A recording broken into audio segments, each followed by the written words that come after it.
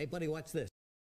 Hello, hello, Regis Kilbin is the name, and Hearthstone is the game, and these are 5 cards that have been eclipsed by new Kobolds and Catacombs cards. And what I mean by that are that essentially 5 new Kobolds and Catacombs cards here have replaced previous cards in Hearthstone. They just do what those other cards did better, they fit into decks better, they make more sense in a competitive environment. Now, some of the cards being replaced on this list are cards that have seen play in the past. In other instances, cards on this list probably never really saw competitive play, but are just clearly inferior to the new cards in the new set. So let's go ahead and jump into this list of the 5 eclipsed cards from Kobolds and Catacombs.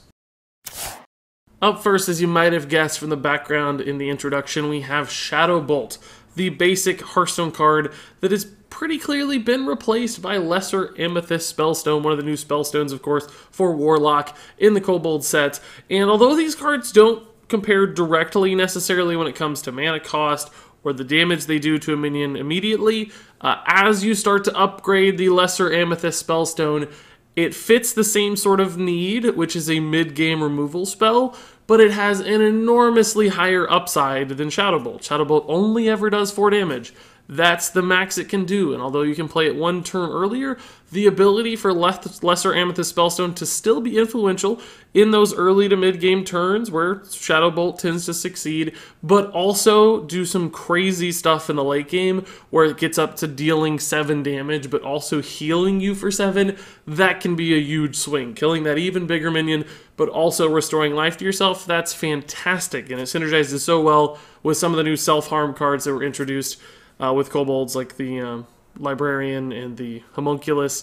So Lesser Amethyst Spellstone is fitting in the same spot, that same slot, in more control-oriented Warlock lists, but it's just doing so much more, and it's meeting so many more needs, and it's a greatly improved defensive tool over Shadowbolt. So as long as Lesser Amethyst Spellstone is in constructed format, it's going to be hard for Shadowbolt to really carve out a niche for itself. It's just not going to fit quite as well as the much stronger and the much higher potential Spellstone alternative.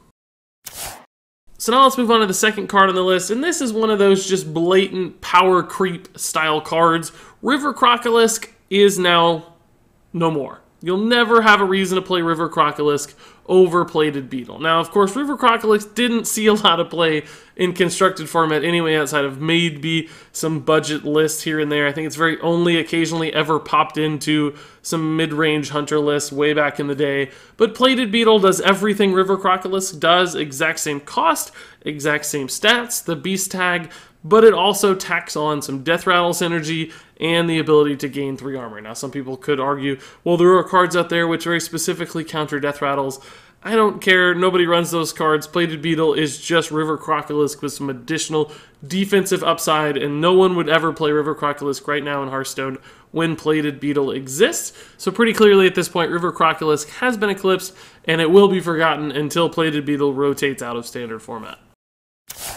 Moving on to the third spot, this is a comparison I didn't immediately notice, but once I did, it became blatantly obvious how much better Call to Arms is than Small Time Recruits.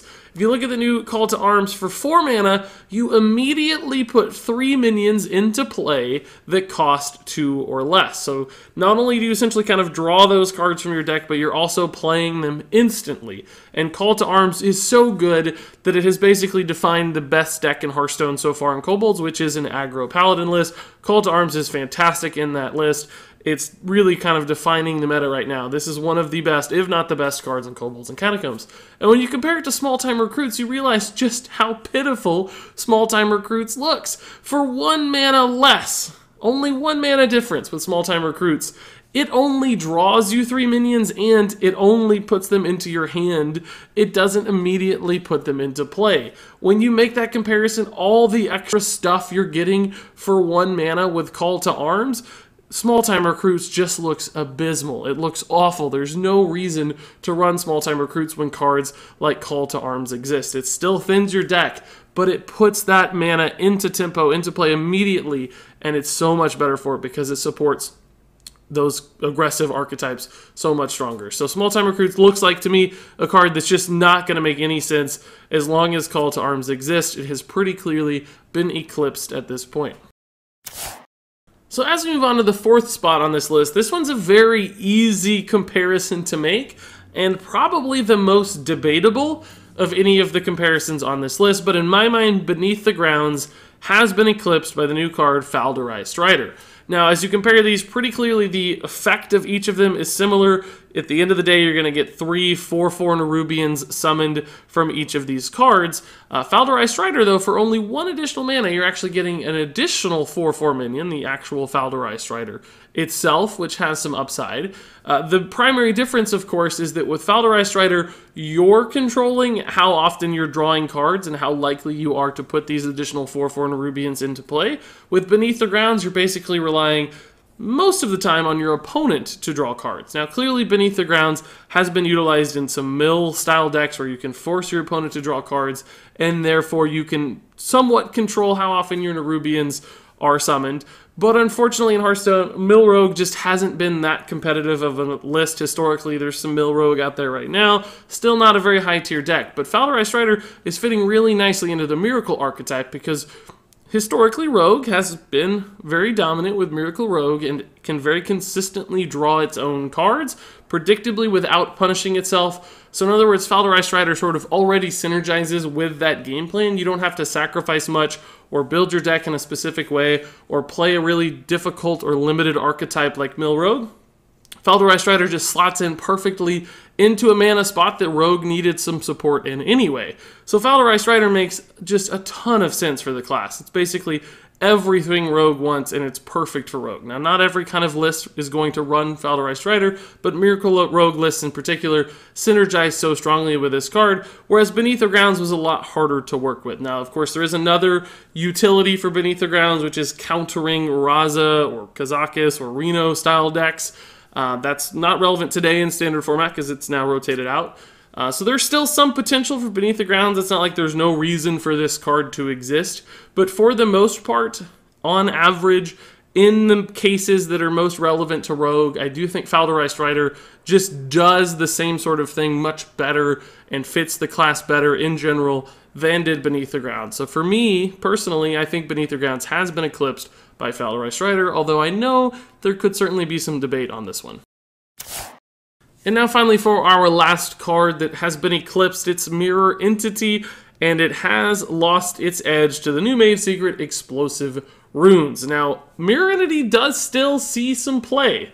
I'm aware of that. It hasn't been totally forgotten, but it's no longer the go-to minion play-based secret for Mage. Explosive Runes has taken that spot. If you look at the data for Mirror Entity, it's actually being played less in Kobolds and Catacombs than it was pre-expansion, despite the fact that Secret Mage has gained a ton of momentum and popularity. So even though you'd expect Mirror Entity to incline a little, or at the very least stay the same, it has actually still declined because Explosive Runes is taking those spots. And right now, Explosive Runes is being played more than 3 times as much in Mirror Entity and Hearthstone. So very clearly, Explosive Runes is the go-to secret for countering minion plays. And that's because right now, Explosive Runes fits the style of an aggressive, damage-based tempo secret mage much better than does Mirror Entity because it's consistent and it gives you guaranteed results. It's always chipping away at your opponent's health or removing something valuable of theirs from the board. It's very hard to make Explosive Runes backfire, and because of that consistency and that damage chipping away that it tends to add, that sets up Secret Mage very well for the end game, where they're just trying to burst their opponent down and kill them. Mirror Entity was much easier for opponents to play around, just dropping those Fireflies, and you'd almost waste your Mirror Entity. It didn't contribute to the game plan nearly as consistently or successfully, so although it still sometimes ran in lists just to give you an additional secret, because there are only so many available secrets that are any good at all, it's not nearly as desirable or good to play as Explosive Runes, which has become the #1 go-to secret for secret mages that they always want to see. So pretty clearly left behind compared to the new guy.